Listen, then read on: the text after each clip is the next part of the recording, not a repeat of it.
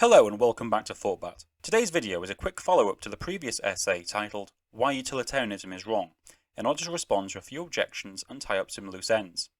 I won't be explaining the terms and concepts I'll be discussing here, as those details are to be found in the main video.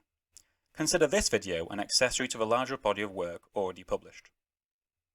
The focus of my critique was the incalculability of net utility due to utility being a necessarily private experience, and hence the impossibility of a mutually intelligible unit of utility.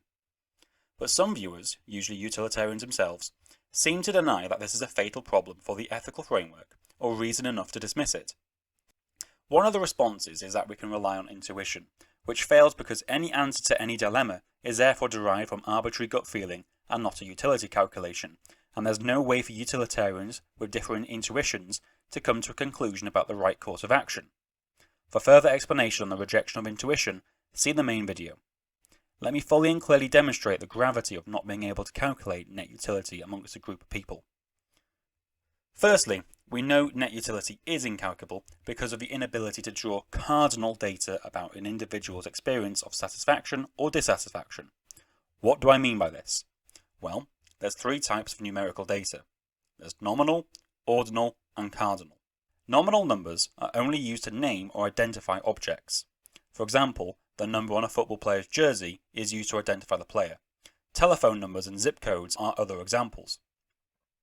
I have numbered these blocks on your screen for identification purposes only. Therefore, the blue numbers are nominal. We cannot extract quantitative data using nominal numbers. Ordinal numbers are used for ranking. For example, first heaviest, second heaviest, third heaviest. First fastest, second fastest, third fastest. The numbers in red indicate the ranking of the blocks in height order, from tallest to shortest. Note that we still can't draw quantitative data from these ordinal rankings. Cardinal numbers are used for counting and drawing quantitative data. Making use of a uniform unit of measurement called a centimetre, we can measure the heights of each block. These numbers are highlighted in green. Notice that we can calculate a combined height amongst the blocks. The net height of these blocks, therefore, is 12 centimetres. From this analogy, it is clear that to calculate net utility, we must have cardinal data. It can never be derived from ordinal data alone, nor can two ordinal listings be compared to determine which list contains the greatest values. For example, look at the results of these two races. Who was the fastest racer out of both races? Could you even tell me if the winner of race 1 was faster than the runner-up in race 2? The answer is no. To know this, we need cardinal data, which in this case is speed. Look, now we have the answers. I explained why cardinal data was impossible to draw from private experience such as utility in the main work. So without a mutually intelligible unit of utility, utility can only be ranked ordinally. For example, Alice prefers pizza over hot dogs and hot dogs over cheeseburgers. This can be listed. Bella prefers hot dogs over cheeseburgers and cheeseburgers over pizza.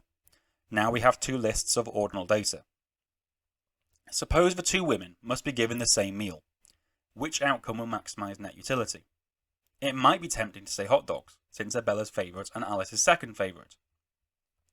However, we don't know whether Alice likes hot dogs just a little bit less than pizza, or hates them a little bit less than cheeseburgers, and the same applies for Bella's second favourite food. We cannot draw an answer based on net utility.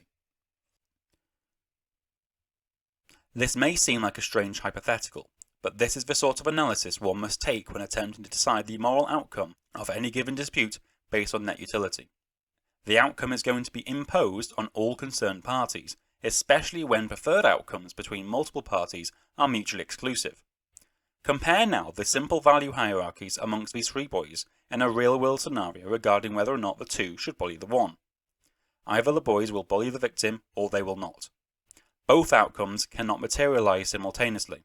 The lack of cardinal data makes it impossible to determine which outcome will maximize utility. It is true that the victim would rather not be bullied, but maybe he doesn't care that much. So is it necessarily true that negative utility would outweigh the positive utility of the boys being allowed to bully him? Without cardinal data, we cannot know. You're probably thinking that we can use verbal reports to determine whether or not the bullying should take place. The victim could say he doesn't care, and so the bullies who really want to bully him can go ahead.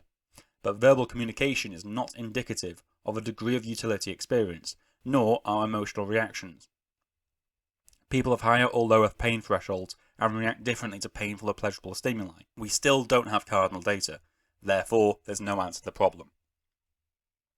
So with all that said, what does it all matter? Does it prove utilitarianism is a false ethic? The answer is yes. If net utility is incalculable, the principle of utility, which is to judge actions according to the net utility produced, is inapplicable. Ought implies can, and so it's not the case that I ought apply that which cannot be applied. Therefore, it is not the case that the principle of utility ought to be applied. I have two simple syllogisms. First syllogism, P1. For the principle of utility to be applicable to actions or rules, net utility must be calculable. P2. Net utility is not calculable. C1. Principle of utility is not applicable to actions or rules. Second syllogism, P1. It's not the case that you ought to apply that which cannot be applied. P2. Principle of utility cannot be applied to actions or rules. C2. It is not the case that principle of utility ought to be applied to actions or rules. You may object to the idea that ought implies can, but if you're a utilitarian, think about what it would mean for the negation to be true. It would mean that you use your omnipotence to end all suffering in the universe and bring all beings into a state of eudaimonia. Therefore, each and every action you would take, which is other than that, is immoral. Just like the man who refuses to pull the lever to save 5 people, you are making the wrong decision. It's only wrong to morally condemn you for not literally being God if ought imply can. If ought implies can, it is not true that you ought to be a utilitarian. Thank you for watching, and I'll see you next time.